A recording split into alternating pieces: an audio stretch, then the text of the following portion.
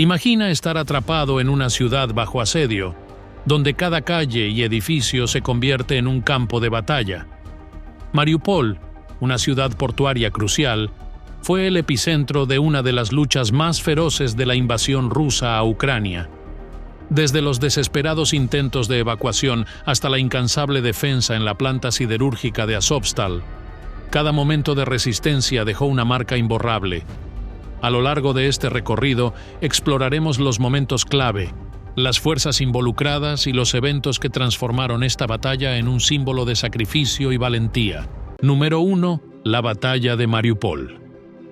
Una de las más emblemáticas y decisivas en la invasión rusa de Ucrania se desarrolló en esta ciudad portuaria, ubicada en la costa del mar de Azov.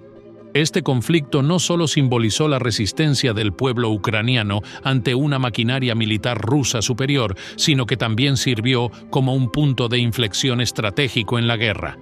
Comenzó en el mes de febrero y se prolongó durante 3 largos meses, con una férrea defensa por parte de las fuerzas ucranianas que retrasaron significativamente el avance ruso hacia otras regiones. El asedio a Mariupol se distinguió por la tenacidad de los defensores ucranianos, que se enfrentaron a una serie de ataques devastadores. La ciudad, que ya había tenido importancia estratégica durante la guerra en el Donbas de 2014, se convirtió en un objetivo principal para las tropas rusas debido a su ubicación geográfica clave. Controlar Mariupol significaba asegurar un corredor terrestre entre los territorios ocupados por Rusia en el Donbas y la península de Crimea, anexada en 2014. Los primeros días de la batalla estuvieron marcados por intensos bombardeos de artillería y ataques aéreos rusos que buscaron debilitar las defensas ucranianas. Sin embargo, las fuerzas defensoras, compuestas principalmente por el batallón Azov y la 36ª Brigada de Infantería de Marina, resistieron con valentía, impidiendo el avance ruso. A pesar de estar en clara desventaja numérica, con un estimado de entre 4.500 y 8.000 soldados ucranianos frente a los 25.000 soldados rusos, los defensores ucranianos se mantuvieron firmes. El combate urbano en Mariupol fue extremadamente feroz. Cada edificio, calle y ventana se convirtió en una posición de resistencia para los ucranianos, quienes aprovecharon al máximo la infraestructura de la ciudad para ralentizar el avance ruso. La batalla no solo fue una demostración de fuerza militar, sino también un símbolo de resistencia y desafío por parte de los ciudadanos y soldados ucranianos. Número 2. Azovstal. La planta siderúrgica más grande de Mariupol se erigió como el último bastión de resistencia ucraniana durante la devastadora batalla que tuvo lugar en esta ciudad. Este vasto complejo industrial, que ocupa aproximadamente 10 kilómetros cuadrados, no solo fue el centro de producción de acero para Ucrania, sino que, en los oscuros días del asedio, se convirtió en el refugio de miles de soldados y civiles. Durante los 3 meses que duró la batalla, Azovstal fue el epicentro de la feroz lucha entre las fuerzas rusas y los defensores ucranianos, atrayendo la atención del mundo por su brutalidad y simbolismo. La planta siderúrgica estaba formada por un complejo de fábricas y túneles subterráneos diseñados originalmente para resistir bombardeos. Sin embargo, lo que inicialmente se construyó con fines industriales se convirtió en un refugio ideal para los defensores de Mariupol. Las vastas instalaciones subterráneas permitieron a los soldados y civiles ucranianos ocultarse de los constantes bombardeos aéreos y de artillería de las fuerzas rusas. A medida que la batalla avanzaba, Azovstal fue asediada desde todos los frentes, pero las fuerzas ucranianas no estaban dispuestas a rendirse fácilmente. El batallón Azov y la 36ª Brigada de Infantería de Marina fueron las principales fuerzas que defendieron Azovstal. A pesar de ser superados en número, estos soldados ucranianos lograron resistir los ataques rusos gracias a su entrenamiento y a la infraestructura defensiva que ofrecía la planta. Los túneles y búnkeres subterráneos no solo brindaban protección física, sino que también permitían la coordinación de los ataques y la defensa de posiciones estratégicas dentro del complejo. Mientras las fuerzas rusas intentaban penetrar las defensas, los defensores ucranianos continuaban luchando ferozmente desde sus posiciones. La situación dentro de Azovstal era desesperante.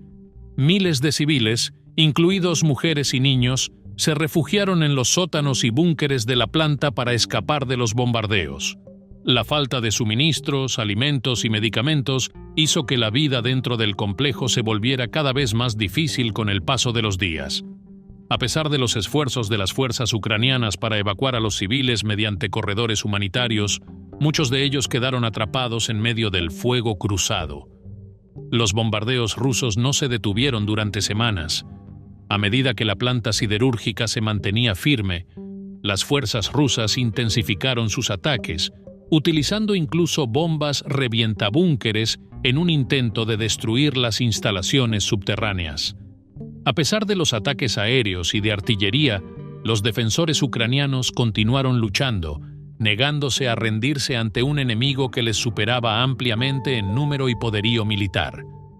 La planta de Azovstal se convirtió en un símbolo de la resistencia inquebrantable de Ucrania. Número 3. Batallón Azov. Ha sido una de las unidades militares más destacadas y controversiales de Ucrania desde su formación. Esta unidad se formó originalmente en 2014 como un grupo paramilitar para luchar contra las fuerzas prorrusas en el conflicto del Donbass. Sin embargo, con el paso de los años, se integró en la Guardia Nacional de Ucrania y fue crucial en la defensa de Mariupol durante la invasión rusa a gran escala de 2022. Aunque su historia ha estado envuelta en cierta controversia, su papel en la defensa de Ucrania lo convirtió en un símbolo de la resistencia contra la invasión.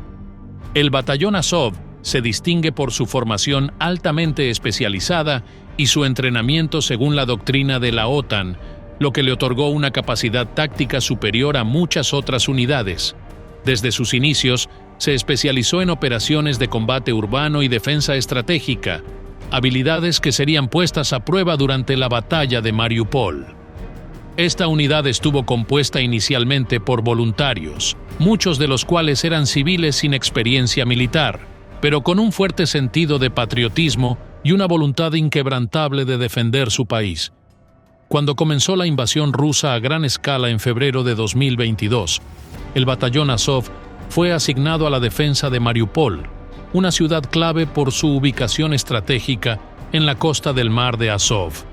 Con una fuerza aproximada de 1.300 soldados, se les encomendó la defensa del sector oriental de la ciudad, donde se esperaba que las fuerzas rusas atacaran con mayor intensidad.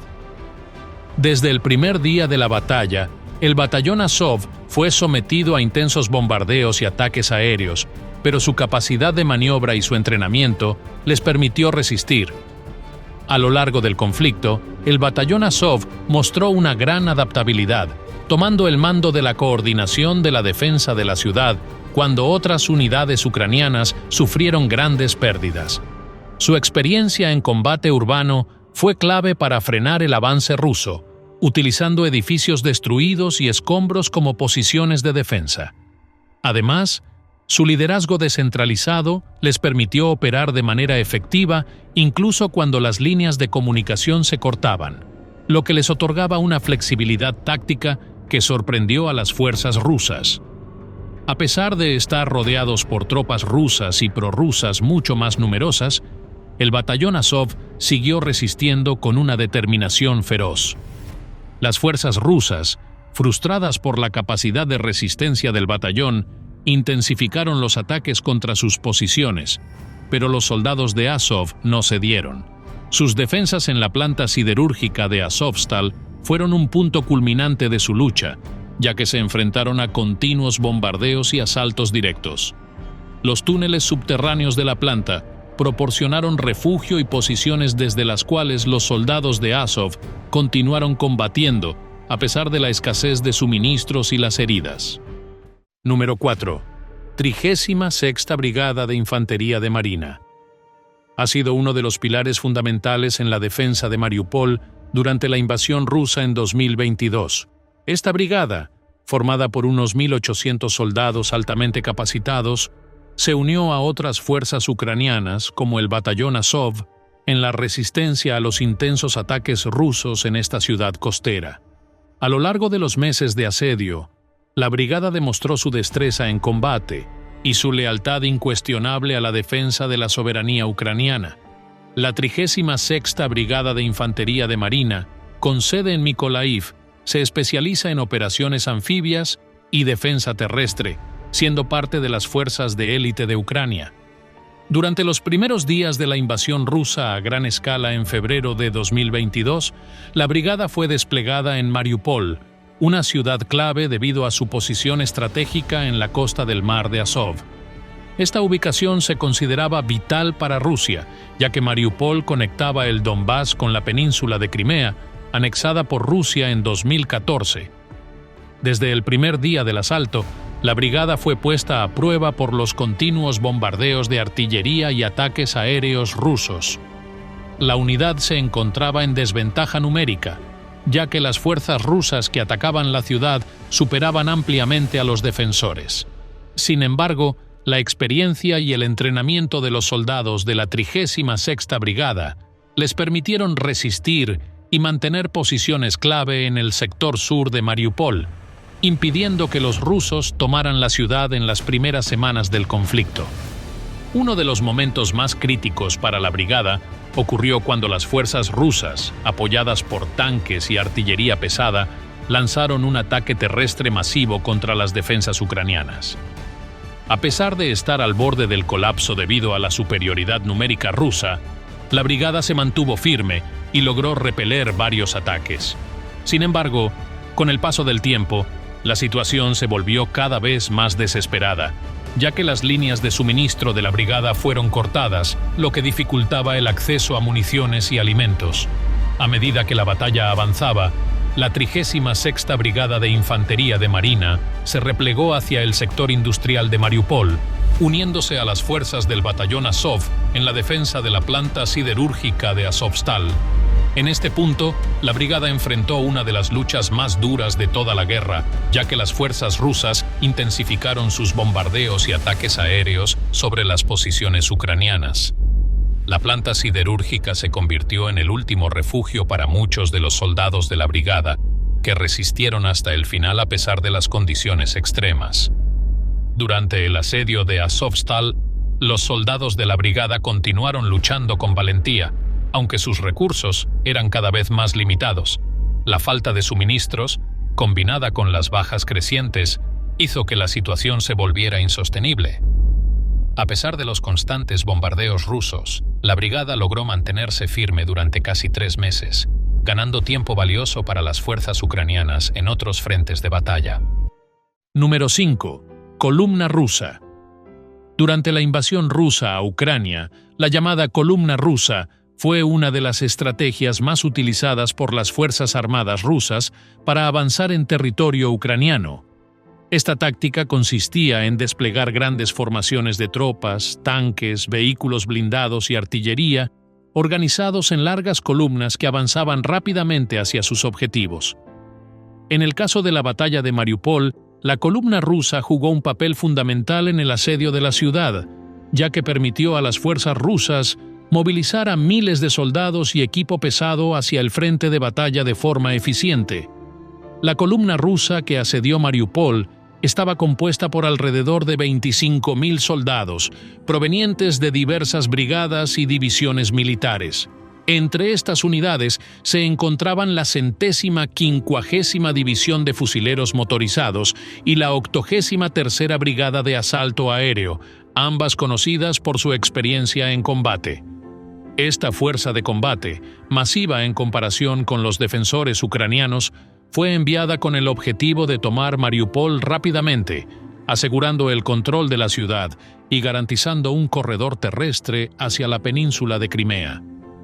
El despliegue de la columna rusa comenzó incluso antes del 24 de febrero de 2022, fecha oficial del inicio de la invasión a gran escala. Durante los días previos, las fuerzas rusas bombardearon las defensas ucranianas y las posiciones estratégicas de la ciudad, preparando el terreno para el avance de la columna.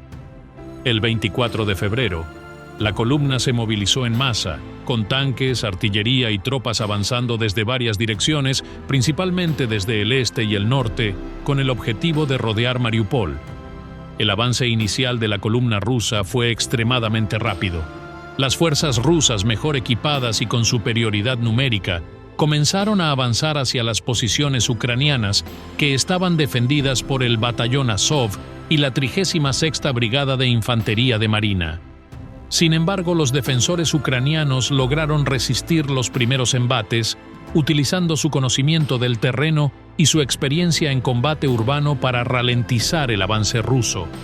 A pesar de las intensas ofensivas rusas, las líneas ucranianas lograron mantenerse firmes en varios sectores de la ciudad.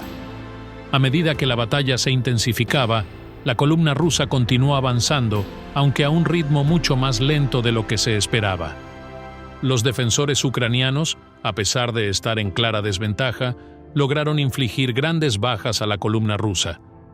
En particular, las emboscadas a tanques y vehículos blindados rusos en las calles estrechas de Mariupol fueron efectivas para frenar su avance. Además, las fuerzas ucranianas minaron los accesos a la ciudad, lo que obligó a la columna rusa a desviar su trayectoria y buscar rutas alternativas. Número 6.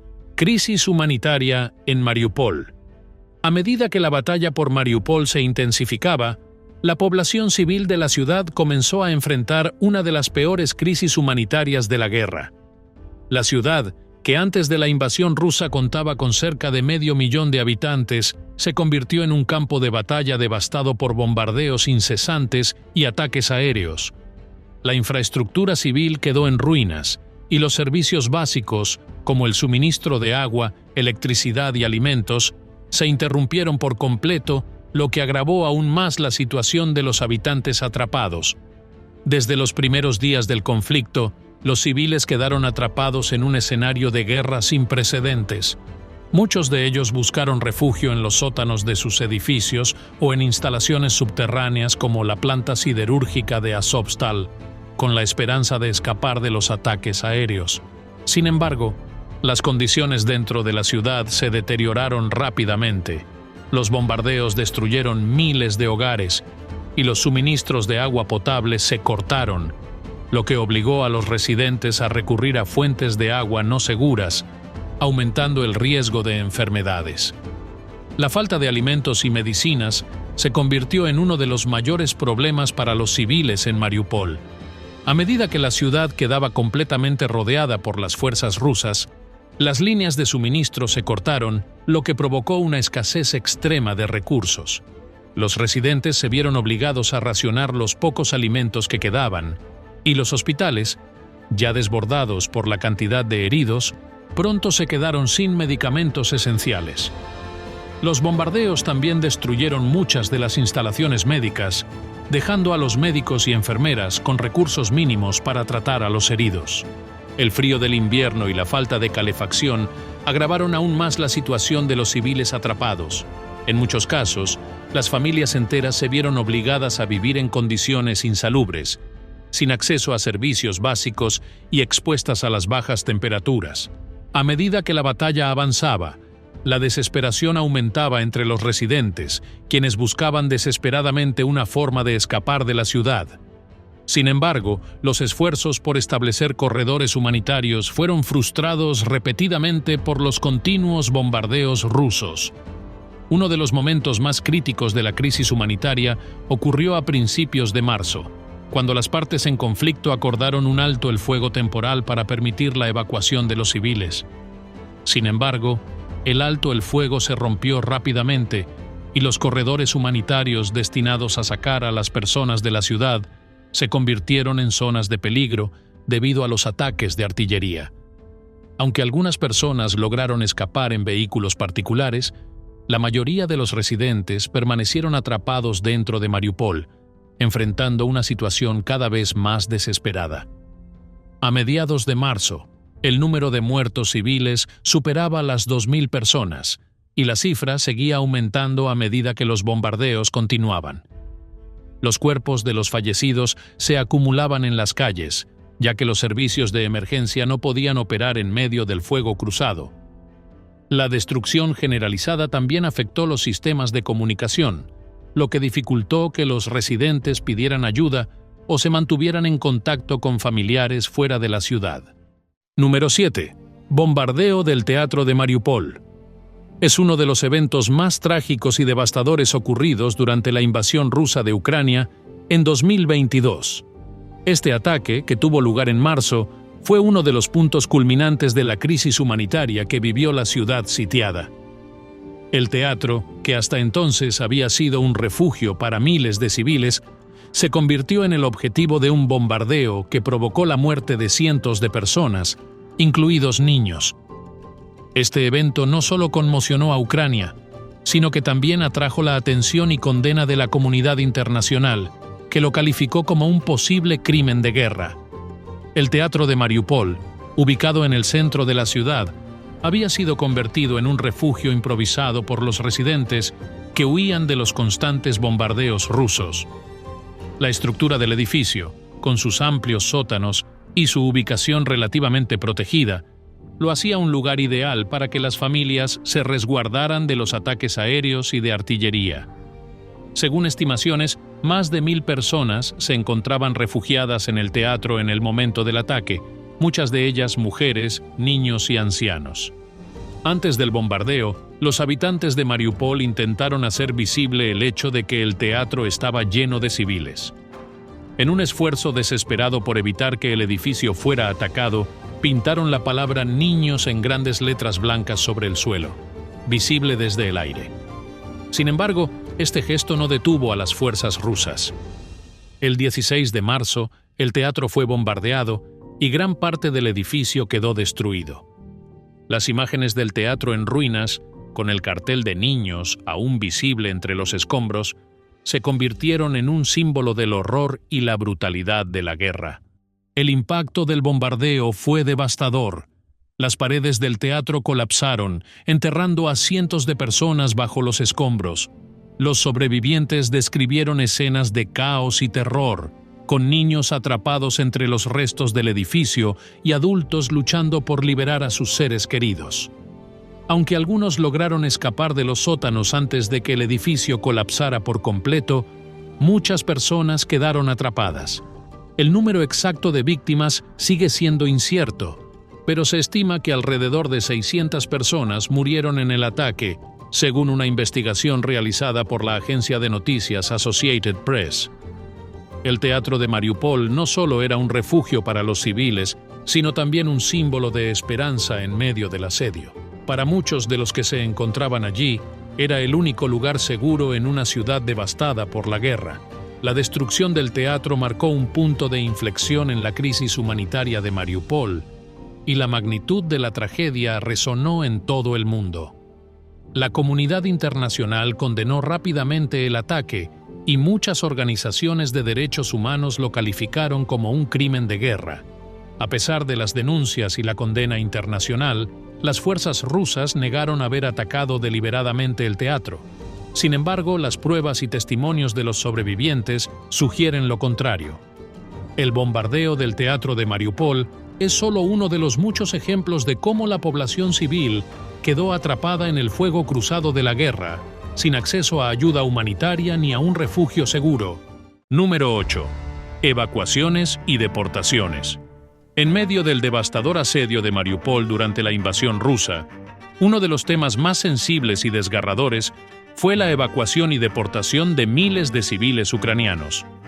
Atrapados en una ciudad que estaba siendo arrasada por bombardeos constantes, sin acceso a suministros básicos como alimentos, agua o medicamentos, los residentes de Mariupol enfrentaron una decisión angustiosa: quedarse en la ciudad bajo el fuego o arriesgarse a ser deportados a territorios controlados por Rusia.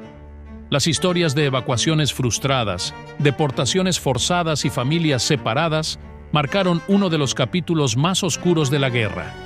Desde el inicio del asedio a Mariupol, las autoridades ucranianas y las organizaciones internacionales intentaron establecer corredores humanitarios para permitir la evacuación de los civiles. La ciudad, que antes de la guerra tenía una población de aproximadamente 500,000 personas, se encontraba en ruinas y la situación para los civiles se volvía insostenible. Sin embargo, los intentos de crear vías seguras para la evacuación se vieron repetidamente frustrados por los bombardeos rusos, que continuaron a pesar de los altos el fuego temporales acordados. El 5 de marzo de 2022 fue uno de los días clave para la evacuación de Mariupol. Un alto el fuego temporal se había acordado entre las fuerzas rusas y ucranianas para permitir que los residentes salieran de la ciudad de manera segura.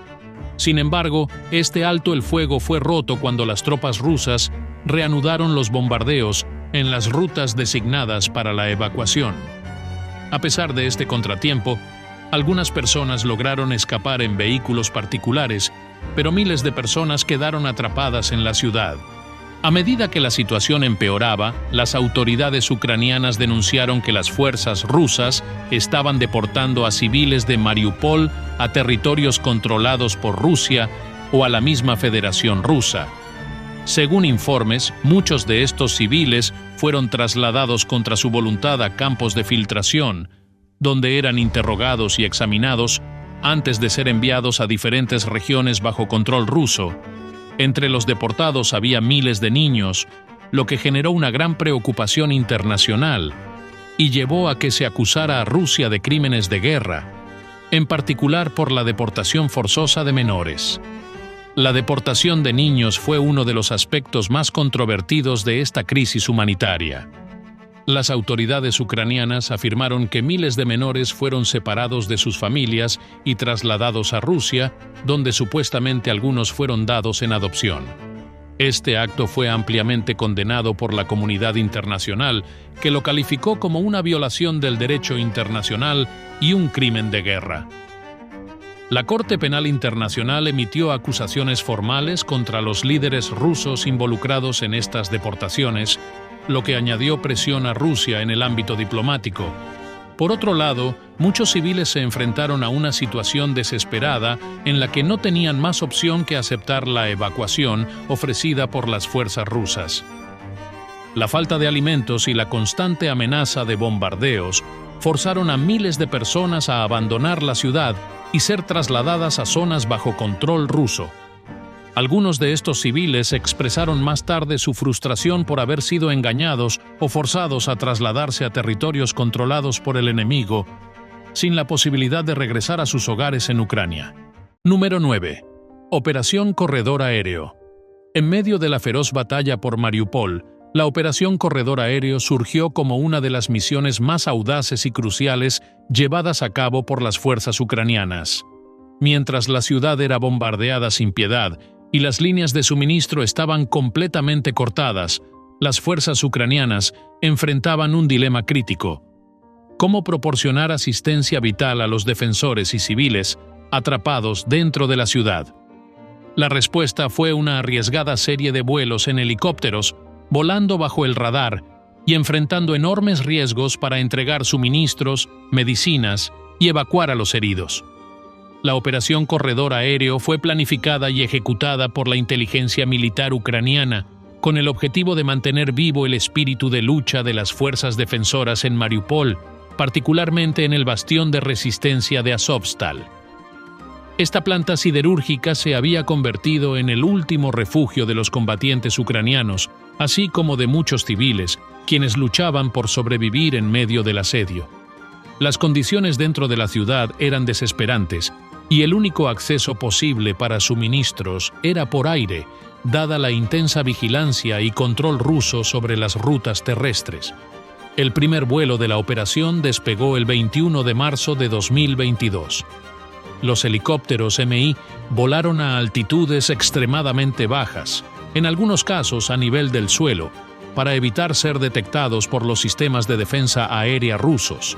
Cada vuelo transportaba suministros médicos, armas, municiones y equipos de comunicación. Uno de los recursos más cruciales que entregaron en esta primera misión fue un lote de terminales Starlink, que permitió a los defensores de Azovstal mantener sus comunicaciones con el exterior, facilitando la coordinación y la planificación estratégica en un momento en que las líneas de comunicación estaban completamente interrumpidas. Cada misión de vuelo llevaba no solo suministros, sino también esperanza. Además de los terminales Starlink, los helicópteros transportaron Mampa de Stinger, armas antitanque NLAW y lanzagranadas RGW, así como municiones y drones que resultaron fundamentales para la defensa de los defensores ucranianos atrapados.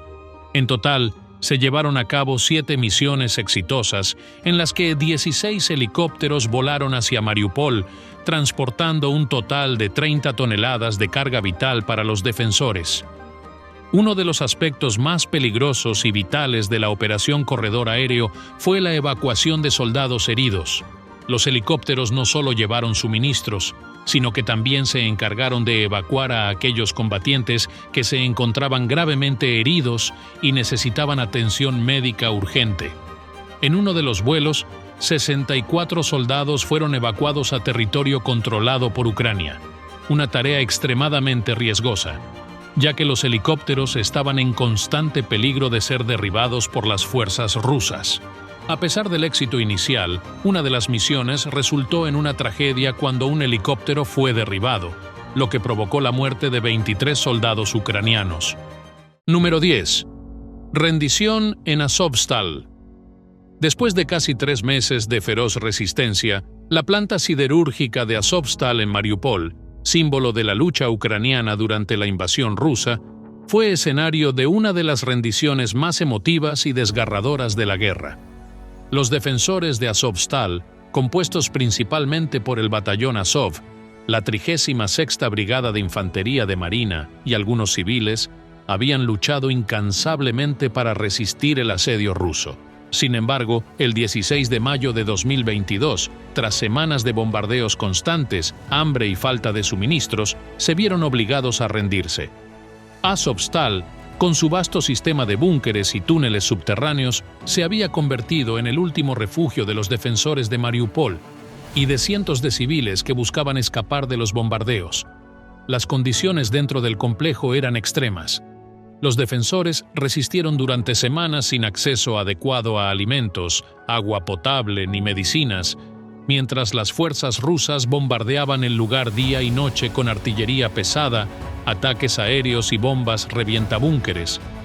A pesar de las duras condiciones, los defensores de Azovstal se negaban a rendirse, con la esperanza de poder resistir hasta que las fuerzas ucranianas pudieran romper el asedio o hasta que se lograra una evacuación humanitaria masiva. Durante el asedio, el presidente ruso, Vladimir Putin, había dado la orden de bloquear la planta en lugar de asaltarla, en un intento de evitar mayores bajas entre sus tropas. Esta táctica convirtió a Azovstal en una trampa mortal para los defensores ucranianos, quienes, aunque protegidos por las instalaciones subterráneas, sufrían por la falta de suministros y la incapacidad de evacuar a los heridos. Los bombardeos continuos, combinados con las condiciones insalubres, empeoraron la situación de los heridos que no podían recibir atención médica adecuada.